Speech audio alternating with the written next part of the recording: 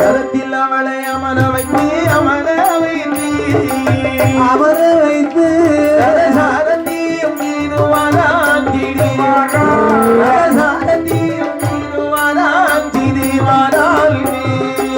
அவளை அமர வைத்து அதையும் செய்து காரியம் செய்து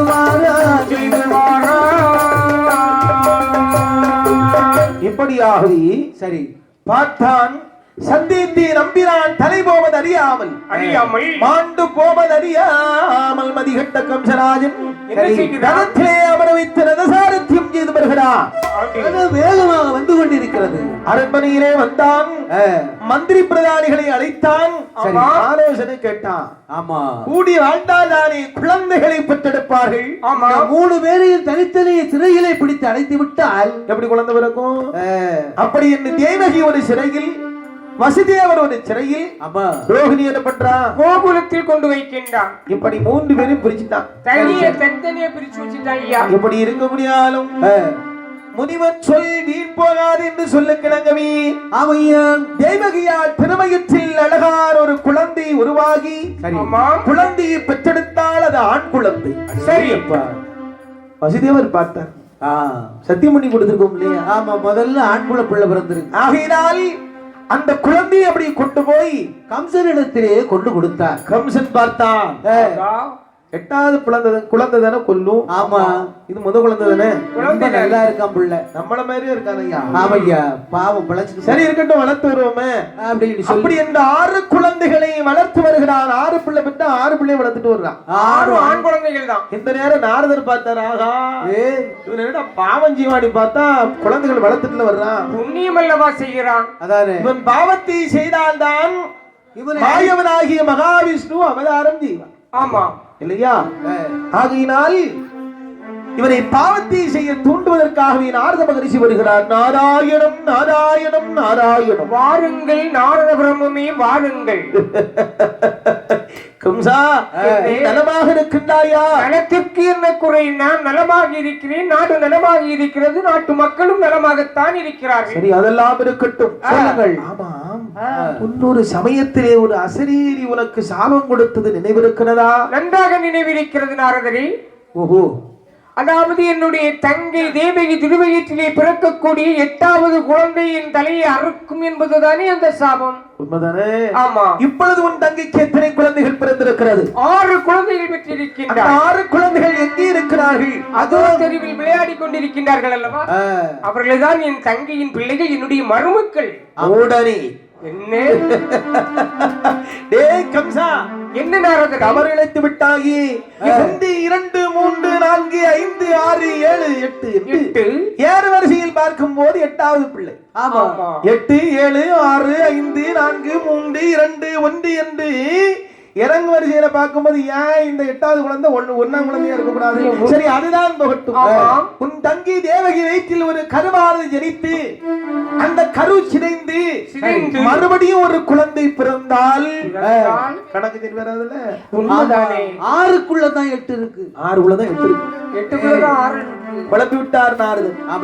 பார்த்தான் கம்சன். ஆகா, வேடு விளைவித்து விட்டோமே, இனிமேல் இவர்களை விடுவதில்லை என்று சொல்லி என்ன செய்கிறார்? 6 குழந்தைகளையும் அந்தரத்தில் விட்டு இந்த ஓங்கி வாளை எட்டி பிடித்தான். அறி என்று அறிந்து கொள்கின்றார். 6 குழந்தைகளுடைய உயிரானது கைலாய மலையில் வந்து பாவமலைகளாகவே வளருகிறது. இந்த நேரத்தில் அன்னை பூமாதேவியானவள் பூமி வாரம் தாங்காமல் தோல் நடுக்கம் கொண்டாள். கண்ணீர் விட்டு கதறுகிறாள். ஆதிசேடன் என்று சொல்லக்கூடிய பாம்பு தான் இந்த பூமாதேவியை சுமந்து இருக்கிறார். சேடன் பாரம் தாங்காமல் பூமாதேவிக்கு முறைவிட்டான். அம்மா, உன் பாரம் எனக்கு தாங்க முடியவில்லை தாயே என்ற போது பூமாதேவியும் தேவாதேவியவர்கள் எல்லாம் பார்க்கடலிலே பள்ளி கொண்டிருக்கக்கூடிய பரந்தாமன் மாயவன் மதுசூதனனை நினைத்து அதாவது எப்பொழுதெல்லாம் தர்மம் தலைகுனிந்து அதர்மம் தலைவிரித்தாடுகிறதோ அந்த நேரத்தில் எல்லாம் மகாவிஷ்ணு அவதாரம் செய்து சரி துஷ்டர்களை வதம் செய்வார். என்று பார்க்கடல் வாசனாகிய பரந்தாவரிடத்தை வந்து அவையா என்ன சொல்லுகிறார்கள் தெரியுமா? கண்ணனி கரியம்மாளே கடவுள் நாராயணனே, கண்ணனே கரியம்மாளே கடவுள் நாராயணனே, அப்பனும் நீர துளசி மாலையணி தம்புராணி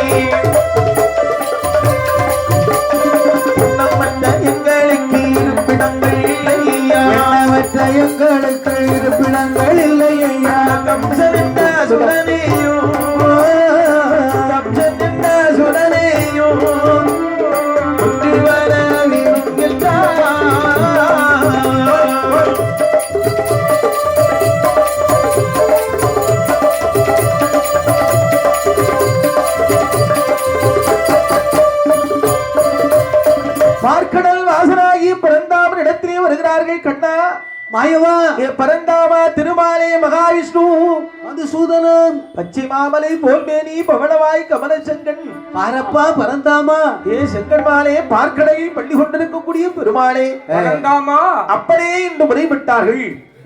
பெருமாள் பார்த்தார். என்ன இப்பா தேவர்களே சுவாமி நீங்கள் ஒன்றுக்கும் கவலை கொள்ள வேண்டாம். ஆகட்டும் பெருமாளே. கம்சனை கொல்வதற்கும் சிசுபாலனை வதைப்பதற்கும் ஆமா பாரத போர் முடிப்பதற்காகவும் தேவகியால் திருமயத்தில் 8வது பிள்ளையாகவே நான் அவதாரம் செய்திருக்கிறேன். நல்லது நல்லது. ஆகையினால் அவர் படுத்திருந்தாரே அந்த பாம்பனை அனந்தன் என்று சொல்லக்கூடிய பாம்பு சரி இல்லையா? ஆமா. இந்த பாம்பை பார்த்து சொன்னார்.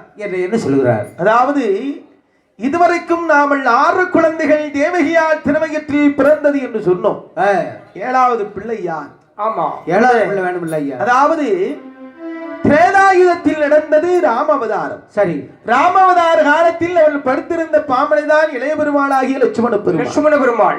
இளைய பெருமாளாகிய லட்சுமண பெருமாளாகவே பிறந்து மந்தரை என்று சொல்லக்கூடிய கூனி வெள்ளாட்டி ஏதுவினால் 14 ஆண்டு காலம் வனவாச காலத்தில் சரி வனவாச கால நேரத்திலே அந்த நேரம் கூடவே சென்றது இந்த இளைய பெருமாள் லட்சுமண பெருமாள் தான். ஆமா முதல் நாள் வனவாச காலத்தில் காட்டிலே சென்று பர்ணகசாலை அமைத்து ராமபிரானும் சீதா பிராட்டியும் பர்ணகசாலையில் அமர்ந்திருந்தார்கள். சரி அப்போ ராமபிரான் தம்பியிடத்திலே தம்பி நீ சாப்பிடலையா உண்ணவில்லையா நீ கேட்கலையா? அதனால் 14 ஆண்டு காலம் அவர் சாப்பிடவும் இல்லை. நீ உறங்கவில்லையா என்று கேட்டாரா? கேட்கலையா? உறங்கலையான்னு சொல்லி ஒரு வார்த்தை கேட்கல. அதனால் 14 ஆண்டு காலம் உறக்கம் இல்லை. ஆமா. அப்படி வெயில் பனி காற்று இவைகளெல்லாம் அங்கே தாங்கிக் கொண்டு அந்த திரேதாயுத காலத்தில் ரொம்ப கஷ்டப்பட்டது இந்த பாம்பு. சரி இல்லையா? ஆமா. ஆகையினால் இந்த துவாபர யுகத்தில் கண்ணனுக்கு அண்ணனாக பலராமனாக பிரவிக்க போகிறார். ஆமா. தேவகியார் திருவயத்தில் 7வது பிள்ளையாகவே அங்கே ஜனித்து 4 மாதமாக இருக்கும் போது மாயக்கருவாகி சரி ரோகிணி வயிற்றிலே பலராமனாக பிறந்துவார். ஆகட்டும் என்று சொன்ன போது பலராமனாக பிறந்தார். சரி இந்த பாம்பனை மற்றுள்ள தேவர்களை பார்த்து சொல்லுகிறார். என்ன தேவர்களே சுவாமி நான் பிறக்கக்கூடிய நேரத்திலே ஆயர்வாடி பட்டணத்தில் நீங்கள் எல்லோரும் ஆயர்களாகவும் கோபியாசிரி பெண்களாகவும் நடத்துவார்கள். ஆகட்டும் இத்தினாதேவி நான் பிறக்கக்கூடிய நேரம் நீ எல்லோருடைய முகத்திலும் என்னுடைய கடவுள். ஆகட்டும் அப்படியே ஆகட்டும் என்று தேவர்கள் எல்லாம் கையமர்த்தி சரி எம் பெருமாளாகிய மகாவிஷ்ணு எப்படி அவதாரம் செய்கிறார் தெரியுமா? எப்படியா கத்திரி நடுமாமிக்க பாலனை போலாகும்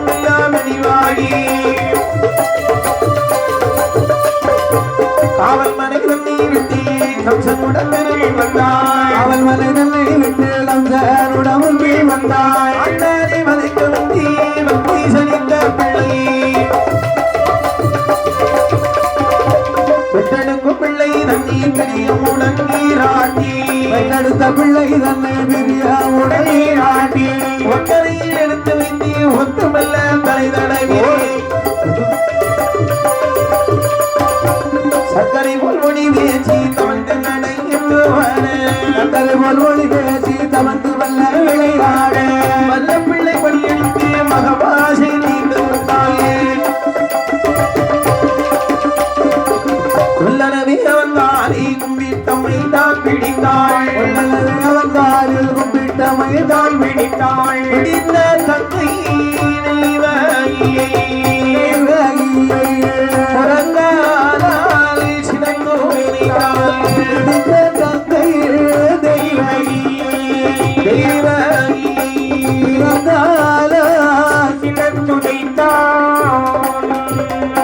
கொடுத்த சொல்லால் சிலந்தோங்கி விடுதோல அழைத்தாலே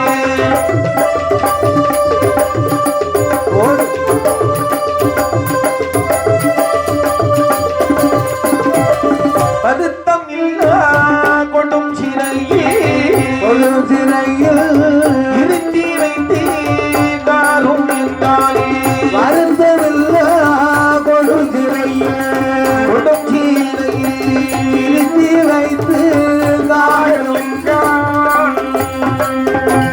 கமலை தன்னோடு தேவகியாள் சிறையில் இருந்தாளே.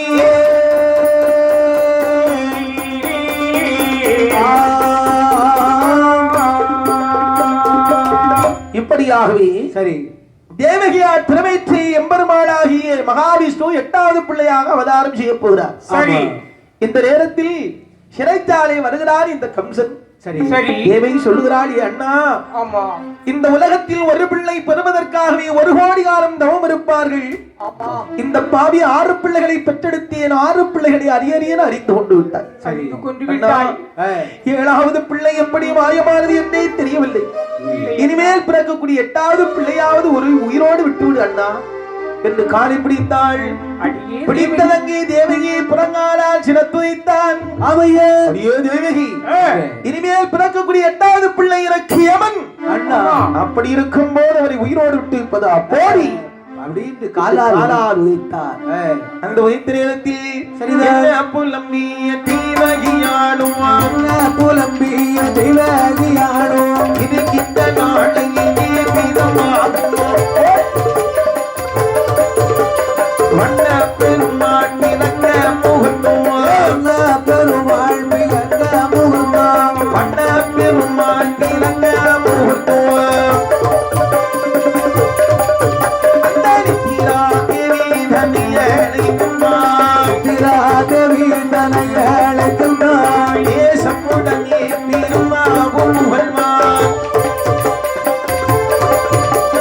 புத்தியுடைய பொழுதும் அடங்கியே புத்தியுடைய பொழுதும் அடைந்த உலகம் என்னும் இருள் சூழ்ந்த போதே உலகமெல்லாம் இருள் சூழ்ந்த போதே சிந்தை மதியோதல் தேவகியாழ்வி மதிமுதல் வகியாழ்வி செய்யிட கண்ணீடம் தோன்றுதிங்க இடத்தோள் துடிய ஓதும் இரவி பகலதி போதே போதும் இரவு பகலது என்பது கொள்ளும் மூலம் வாங்கிடுங்க கொள்ளும் உறவாயினீங்க. ரோகிணி நட்சத்திரத்தில் ரோகிணி நட்சத்திரத்தில் செங்கன்மால் வந்து பிறந்தாரியே